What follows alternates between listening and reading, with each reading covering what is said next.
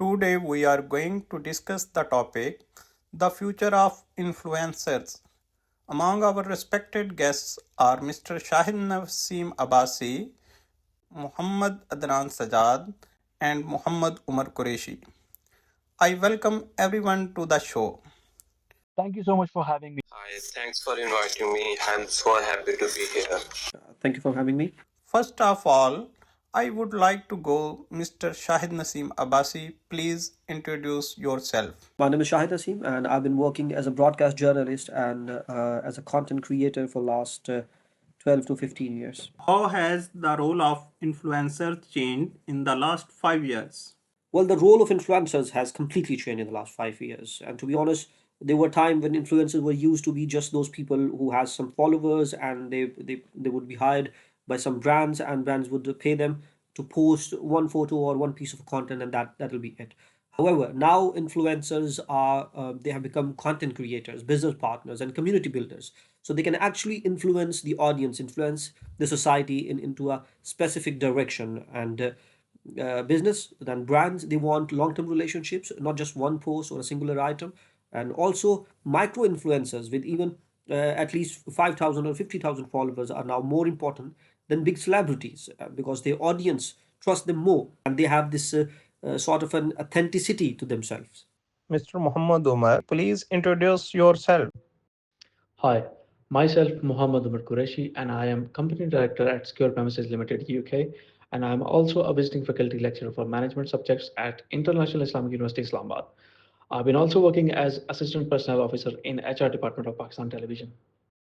How did you start as an influencer? I love traveling, and I started posting my travel videos to all social media platforms. That's how people started noticing me. Later on, when I came to the UK, I started posting informative videos about how to get a job in the UK and how to be successful in the UK if you are a foreign student. Mr. Muhammad Adnan Sajjad, please introduce yourself. My name is Muhammad Adnan Sajjad. I am an advocate by profession. I have done law graduate and I have also done masters in English and political science. I have been working as an advocate. I'm also a member of Qari Bar Association. I have been worked with a very renowned Murtaza law firm where apart from being an advocate, I was also working as a PRO for this law firm. I am also a social media influencer. I have very loyal and dedicated obedience. My number of followers are more than 5,000 on Facebook and TikTok. I have worked as a PR for the Korean Bar Association's Alliance Group for the yearly election campaign purposes. Currently, I am residing in Ireland where I am pursuing master's degree in law.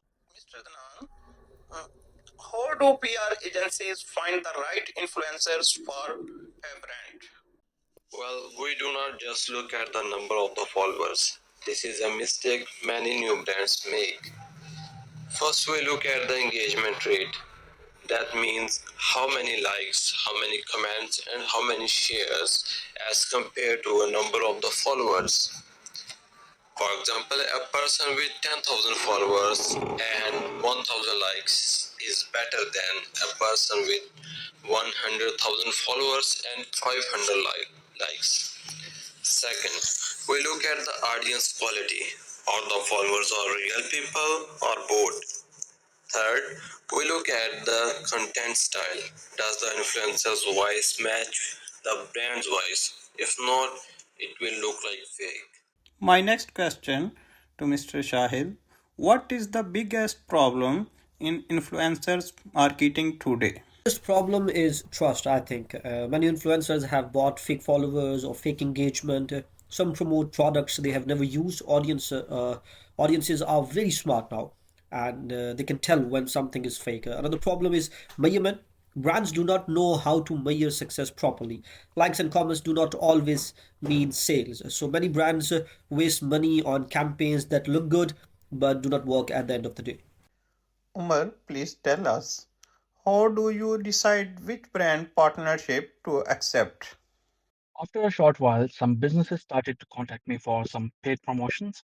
I, in return, asked them questions about their products and also inquired if I can have some sort of samples before making a video on them. Mr. Adnan, what is the difference between macro, micro, and nano influencers? So, macro influencers have 100,000 to 1 million followers. They are usually celebrities or very popular creators. They are good for awareness. Micro influencers have 10,000 to 100,000 followers. They have smaller but very loyal audience. They are best for trust and engagement. Mm, Nano influencers have 1,000 to 10,000 followers. They are regular people with a small but very dedicated community. They are the most trusted because they feel like a normal friend. Many brands now prefer micro and nano over macro influencers. Mr. Shahid, please tell us, do audience still trust influencers? Yes and no. Audiences trust some influencers very deeply. For example, when a micro influencer recommends a product, their followers listen like a friend is talking. But when a big celebrity posts an ad for a product, they clearly do not use. Nobody trusts that. So trust depends on honesty. Influencers who are honest and consistent keep their audience's trust, while influencers who take any paid job lose trust very fast if obviously the audience catches up to it. My next question to Mr. Umar, how do you keep your audience trust while doing paid work? Like I said, that I ask for samples before making any videos as I am responsible for what I say, and people are gonna buy it because of me, and that's my reputation on the line, and I can't risk losing my reputation. Mr. Idnan, tell us, can paid influencer posts every feel authentic? Yes, absolutely.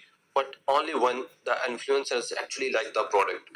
For example, if a fitness influencers who post about running every day get paid to promote a running shoe brand they already wear, that feels authentic.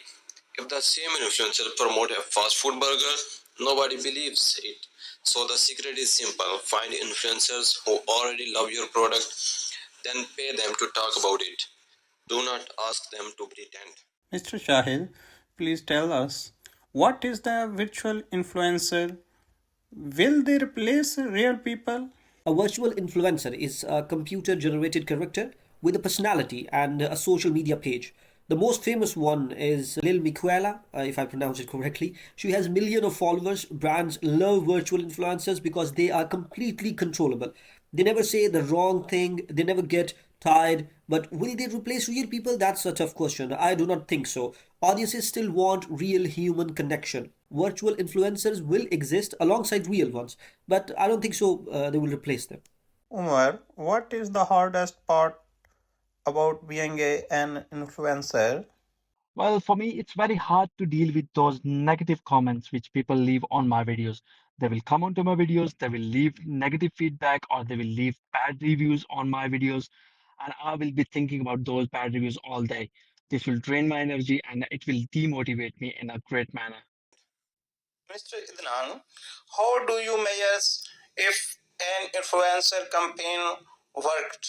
It depends on the goal. If the goal is awareness, we look at the reach, impression, and views. If the goal is engagement, we look at the likes, comments, shares, and saves. If the goal is sale, we use unique discount codes or affiliate links. That way, we know exactly how many sales came from each influencer. The best campaign have clear goals before they start. You cannot measure success if you do not know what success. Shahid, what does the future look like for influencers in the next 5 years? Well, I see four big changes. First, more government regulations. Influencers will have to label paid posts very clearly. Second, performance based payments. Influencers will get paid based on sales, not just posts. Third, more micro and nano influencers. Small creators will get more work. And number four, private communities. Many influencers will move to newsletters, Discord, or paid membership platforms. Public social media will become less important. That's my take. Mr. Umar, What advice do you have for someone who want to become an influencer? In my opinion, people should not take it as a full-time job because it is not a full-time job. At the start, you will have to spend money out of your own pocket, and slowly and gradually your followers will increase. And after you have significant amount of followers, people will start noticing you, small businesses will start noticing you, and then they will approach you for the paid partnerships. Only then you will be able to make some money. So it's all about consistency and your passion. My last question to Mr. Adnan. What is the one mistake brands make with influencer marketing? Well, the biggest mistake is controlling the influencers too much. Some brands send a full script and say post this exactly. That never works.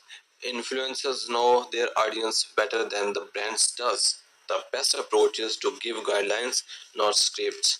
Tell the influencers the key messages. Then let them create their own voice. The audience follows them for their voice. If you take away, the post will fail. Thank you to all honorable guests for participating in the show.